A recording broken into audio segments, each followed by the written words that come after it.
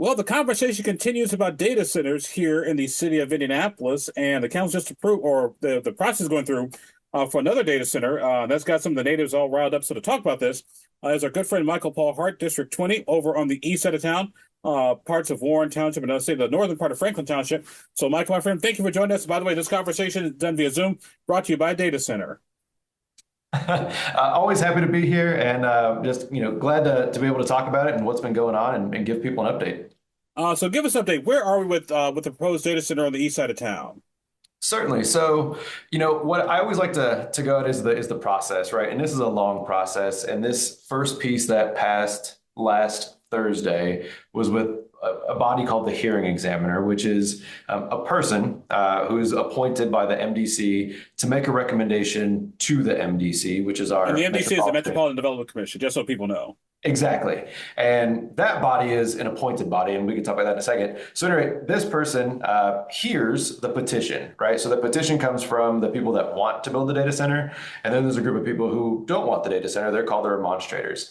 What was interesting in this meeting is that the hearing examiner also had three counselors to listen to, which is really abnormal. Generally, you just have the district counselor come and give an opinion, but Counselor Andy Nielsen and Counselor Jesse Brown also came to give their opinions. Nielsen makes sense because it borders his district, and all the remonstrators do come from District 14. I haven't seen many, if maybe less than five, that come from District 20. So what happened at this meeting is the petitioners get 15 minutes to talk about why they think it's a good idea to put the data center. The remonstrators give their 15 minutes of why it's a bad idea to put a data center, and then counselors get unlimited amount of time to talk about what their opinion is. At the end of that, the hearing examiner makes a decision. Her decision this time was to give it an approval. And essentially what that approval means is that if somebody wants to appeal that decision, whether it was for or against, they have that ability. And so what's going to happen now is it is being appealed by the remonstrators. They did not like her approval opinion. And so it will now go to the full MDC on July 1st. Now, help me out here. Obviously, what happens in one part of Indianapolis affects all of us. I think that's a fair assessment. However, if the remonstrators don't live in the district itself where the data center or project is going up, how much weight is that did the hearing examiner give, or does the Metropolitan Development Council give, or does the council give to people who don't live in the district where in this case, the data center is going up or may go up? Yeah, and I'm glad you asked that, because what the MDC and what the hearing examiner are looking for really isn't opinion, right? It's fact. They're literally looking for a finding of facts of how does this fit the comprehensive plan? How does this fit zoning? How does this fit the use? And how are the development standards? And what commitments are being requested in order for a particular type of development to work in an area if a rezone or a variance of use is being requested? And in this case, it's a variance of use being requested, and that's really important because a rezone, the counselor has the ability to call it down. A variance of use, the counselor does not. So what they're looking for in terms of weight is those findings of facts on those areas of land use that reflect back to our zoning ordinances, the commitments, and impacts that would be relative to the site development.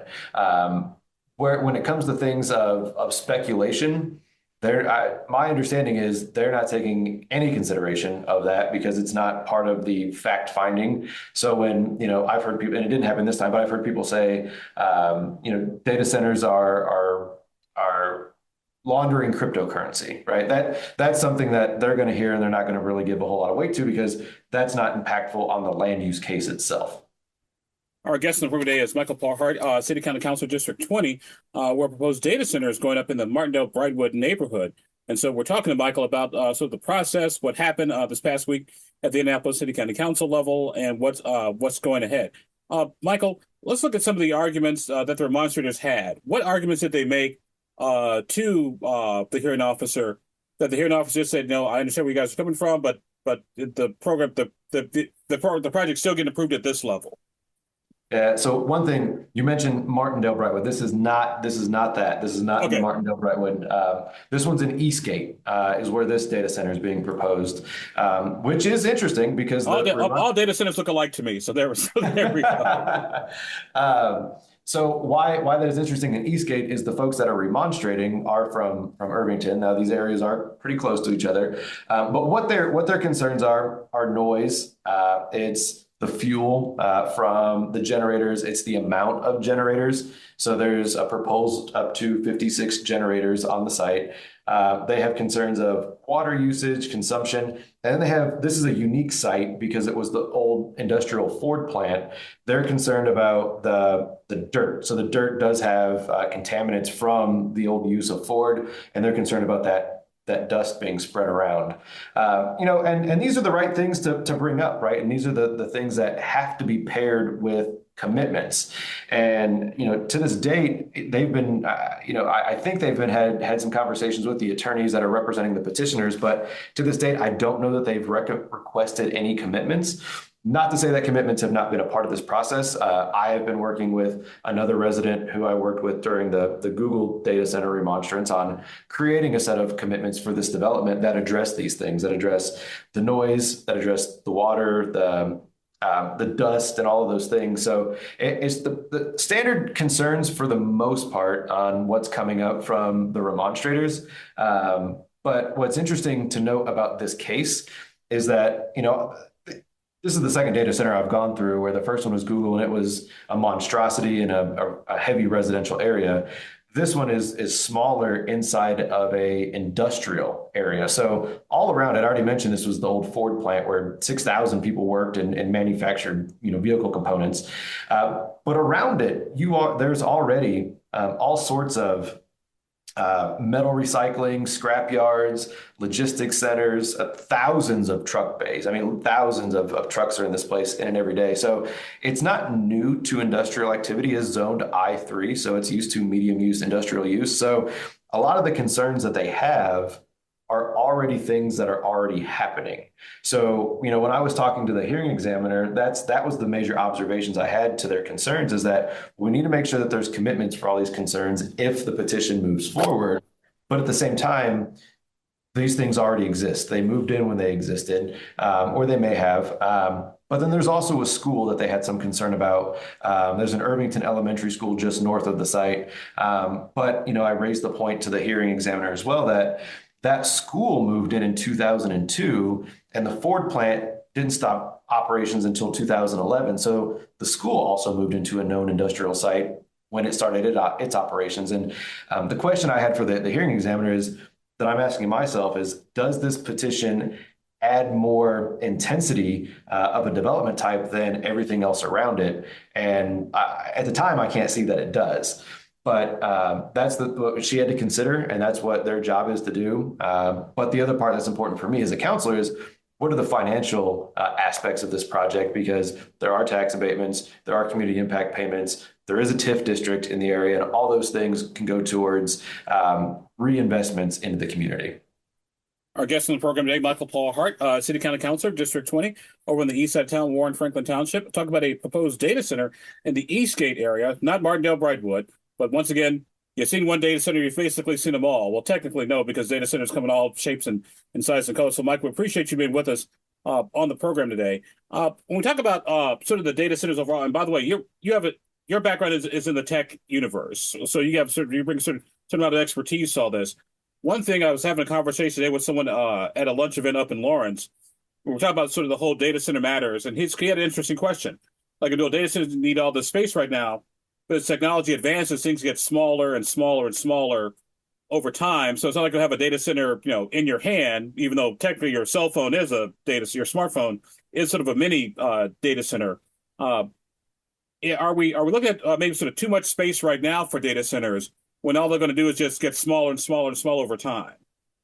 So yeah, I've got a degree in programming. I've got another degree in IT, and I've been in the field, for over 15 years now. And it's just a passion. Technology is a passion. So I do work in the industry, and the things that I'm observing is I don't see it slowing down anytime soon. And the things that, people should be watching, they should be watching the silicon partners. Now, what a silicon partner is, it's Intel, AMD, Qualcomm, right? These are the guys that make the computer processing units, the CPUs, right, and the GPUs, specifically the GPU. So NVIDIA, everybody knows NVIDIA, but NVIDIA just makes the designs, and then they tell these other companies to go make these components, or these other companies go make the components. There is the demand for those are still through the roof, and as long as the demand for the silicon is through the roof, the demand for data centers will exist. Another thing I'll tell you, just from industry insights from working in the industry, I spend a lot of my time on the end user computing side of the world. So things that humans touch, laptops, cell phones, tablets, watches, wearables, all those things. There's actually a massive shift in the manufacturing market of the chipsets that go into the EUC devices, the end user computing devices. And that shift is because the silicon partners are moving all their demand over to data center servers and high performance computing, because that's where the demand in the market is.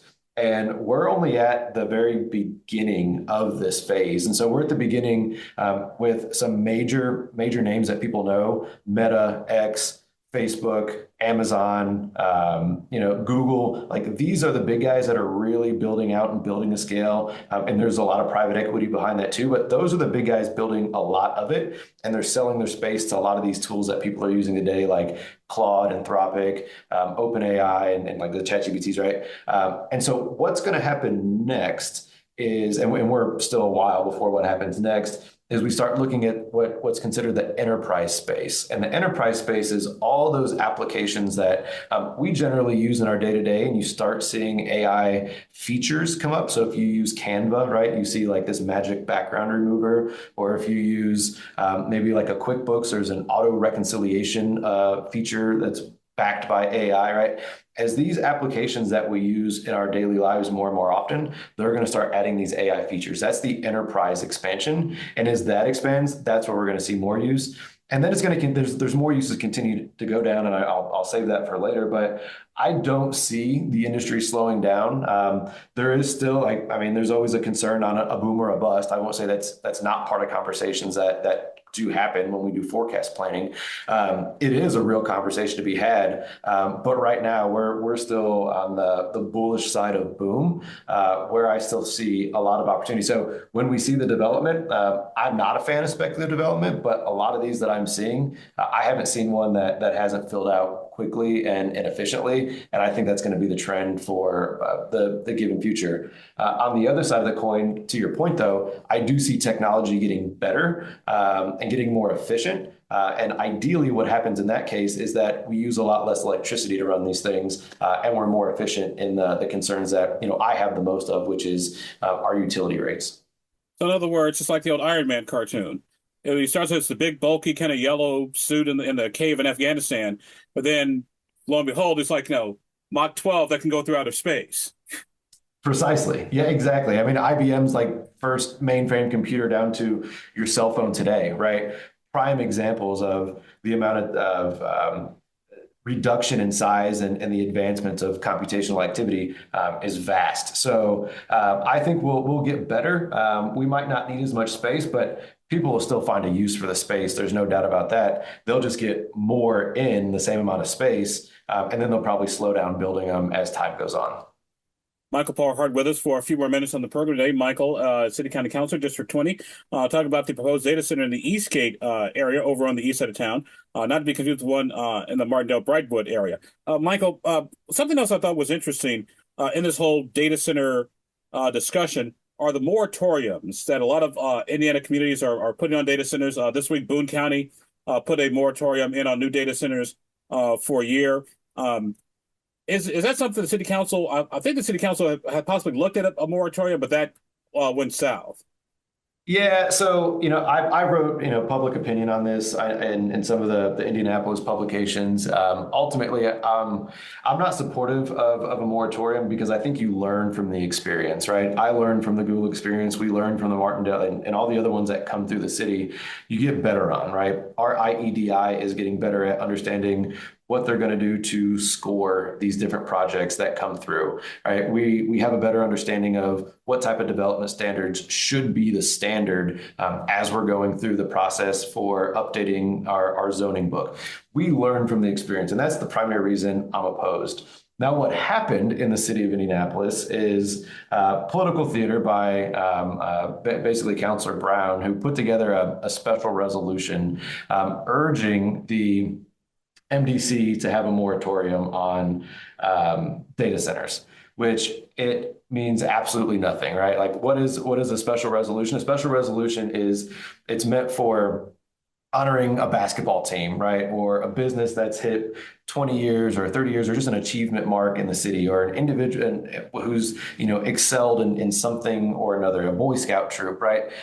He used one of these to say, let's have a moratorium. Both Republicans and Democrats gave lengthy opinions on what I just described to you and your audience the day of that hearing. But now he uses that thing to go around, just like when he came to the hearing the other day and was talking to the hearing examiner, using that as an example that they shouldn't hear these things because of his special resolution. It's political theater. The city of Indianapolis, I don't see is going to have any type of moratorium anytime soon. In fact, the city of Indianapolis is actually moving towards creating a set of development standards that require a specific scoring and grading scale, as well as a specific special zoning type for data centers, which is the complete opposite of moratoriums. It's interesting because I was at an event this past weekend with former city council president and mayoral candidate Bob Osley, and his thing was he doesn't oppose data centers. He opposes data centers in residential districts, in residential zoning areas, industrial, commercial. If they're zoned for it, why not take a look at it? Why cut off economic growth, development? You see what I'm getting at? Yeah, and that's a good answer. I mean, there are opportunities that come with it. The one I'm looking at right now, in which the finances are so important, this is a 38-acre development that's 350,000 square feet that can come with $30 million in taxes under its abatement. That's 7x any other type of development of that size. It's unreal. And it's all because of personal property taxes inside the building, despite SEA 1 of 2025, despite tax abatements, these things are still massive moneymakers, and they still pay for their electricity generation and their transmission. So they're paying for upgrades to the stuff that we use as residents. And the way I learned about it when I took a site trip to this company is that they've got to put hundreds of millions of dollars into escrow for their energy production. So like you and I and everybody else that's listening, we pay for electricity as we use it, consumption based. These guys, if they designate they're going to be so many megawatts of power, they have to pay for that up front. And if they don't use it, they already paid for it anyway. And so, as we start seeing these more things and how it can transform communities, for me, what's important is that this is located in a TIF district. And I told the hearing examiner, I said, look, I'm going to die on a hill for this in the abatement hearings. But if this is going to move forward, we absolutely have to redraw the TIF allocation district to include the Washington Square Mall. Because if I have the opportunity to move some of these taxes and change the Washington Square Mall landscape, that's the number one thing that the people that elected me to office to do. And I'll use this to my advantage to do that. And I think that's the smart way to go about it. Michael Paul Hart with us on the program today. Michael, at City County Council District 20 over in the east side of town, Warren and Franklin Townships, talk about data centers in the Eastgate area as well, and to a lesser degree, the data center in the Martindale-Brightwood area. Michael, one of the big criticisms that has popped up amongst the data centers isn't so much people oppose the quote unquote the data center per se. They oppose the tax breaks, the tax incentives, the sales tax breaks, the whole nine yards. Like, hey, if this is such a good idea, then why not let the private sector, go to the bank, go get a loan, go get the financing. Why do they get tax breaks that at the end of the day the average taxpayer is going to have to foot the bill for. Yeah, and it's worth asking, right? And it's worth using as negotiation power, right? And that's what we have to do. That's what happened down in Decatur, and I think they ended up getting a pretty good deal out of it. They got 22 or $25 million in direct road funding that will end up paving 80% of that district, right? I mean, it was just phenomenal negotiation, right? And that's a direct community impact payment that they're going to have to make in order to get that tax abatement. I mean, that's the creative deal making that has to be done. Same for me over here, right? I have a much smaller development, so there's not $20 million available. But the other big problem on this side of town is the YMCA that was closed. And I'm actively working I've got a group of well-established partners. Actually, Shepherd Community Center is leading on this with me, to go in and buy the YMCA, and Shepherd would run it with another set of community partners. That's the second most important thing that I've been told about as a counselor in this area that people want fixed. There's no other way to get the funds for it. And so it's telling these folks, yeah, sure, you're going to get the abatement. Technically, they're still paying more than any other development of its type. So if, when I think about this, if I'm going to say no to this development and then say a trucking company comes in and just puts another logistic firm, I'm really just, taking away the amount of opportunity that I have to improve the area, even under abatement. Now, the second thing is those abatements only last for so many years. They last 10 years, 7 to 10 years, but generally these have been 10-year abatements. Then they roll off. And then we're really going to see a lot of opportunity in the tax base. And I can tell you, this still goes to the schools, right? And they're all struggling under that SEA 1. There's going to be all these referendums that are going to come up this year. And if we don't find ways to find other revenue sources in Indianapolis, I can guarantee you the Democrats are probably going to raise the COIT in 2028. So we've got to be creative. They still produce more dollars at the end of the day. And if we don't look at it and take a serious opportunity, and especially in like an industrial area where it's already industrial activity, where we would probably be missing out on some opportunity. What about their energy, electricity, and water usage? Certainly. And those are things to look at too, right? So like I'll use the two examples I had on water and then I'll go to electricity.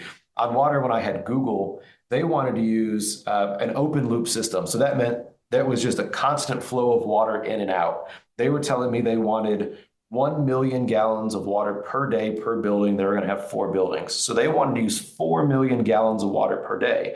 That was absurd. When I know that there are closed loop systems like a radiator in your car that exist. This new development that I'm looking at now is a closed loop system. So once you put the water and then the antifreeze in, so to speak, it's sealed up, and unless it has a small leak, right, it's never going to need filled again. And there's more water used on landscaping and flushing toilets at the data center facility than any other water usage type. So the water is pretty much under control when it's a closed loop system. On the electricity side of it, I mentioned earlier about how they pay for usage. They don't pay on consumption, and that they're paying for all the upgrades now. So when, like in this new development that I'm looking at, there's a 50-year-old substation there that has to get upgraded if it's going to service this type of development. This company is required to do the service upgrade on that substation, potentially build another substation, and then any of the transmission in between. Then they're also required to put in all these hundreds of millions of dollars into prepayment for the power consumption part of it. So on the dollar side, that's taken care of.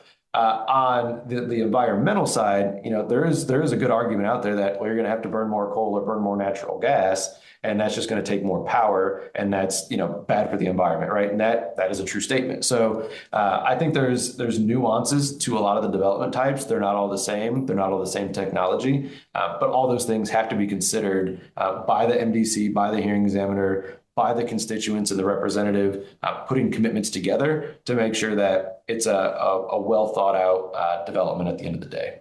Oh, Mike, we had about 3 minutes left before we wrap up our conversation.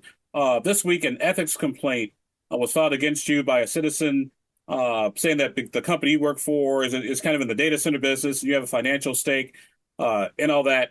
I reminded my wife when she saw the story, like, well, honey, only a counselor can file an ethics complaint against another counselor. The regular citizen can't do that. Obviously, you don't talk about pending litigation, so to speak, but what can you tell us about your relationship with the data center folks? Yeah, I didn't know him until I started working on this project. There's no connection between my day employer and this company. Um, what's interesting is this is the second time I've seen the DSA do this, and that's who's behind all of this. So And the the DSA, the Democrat Socialists of America. that's exactly who it Yeah. is, and they've got a small little faction of about 15 people in Indianapolis, and they like to go around, get rowdy, yell in meetings, and actually do nothing constructive for the city of Indianapolis. And they did this to Councilor Gibson in the Martindale Brightwood when they didn't like what happened in that hearing. Bit different, right? Where I think he publicly supported that project. I haven't publicly supported this project. I've publicly said, here are the concerns I have. Here's what I've seen, but I'm not going to support or oppose until I have all the facts, and I don't have the facts on the finances. And so, but they took my words as me supporting it, and they sent this set of documents together that they put and said, Councilor Hart works in IT, and there is a contract between the company I work for and the city of Indianapolis. But what they failed to mention is that it's a QPA. And so what a QPA is, it's a qualified purchasing agreement that the company I work for has with the state that they had prior to my employment with the company. And basically, any sub-level of government in Indiana can attach on to a qualified purchase agreement that the state negotiates.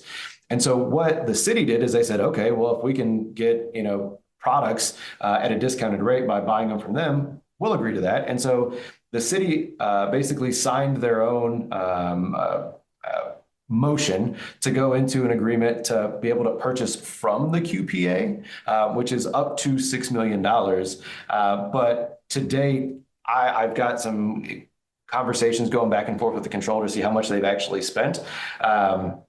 What I've seen is, I don't know how much is part of that QPA, but I've seen that it's been less than, I think, $700,000 in 2 years that the city of Indianapolis has purchased from SHI, and that's not just the city, that's prosecutor's office, courts, and other agencies. Still trying to show up how much is from that QPA, but those relationships were there before I was a counselor, before I was an SHI employee. I'm not a commissioned employee of the company. I don't sell to the city. There's no conflicts of interest whatsoever. So this is just a tactic from those folks to try and get in there and just cause a nuisance like they do everywhere else. All right. Well, our guest on the program today has been Michael Paul Hart, Michael, City County Councilor, District 20 over in the east side of town, talking about the latest in the data center issue here in Indianapolis. So, Michael, my friend, always good to chat with you, sir. Thank you very much for being with us. And once again, as we have this conversation via Zoom, this conversation was brought to you via of a data center somewhere. Awesome. Thank you, sir.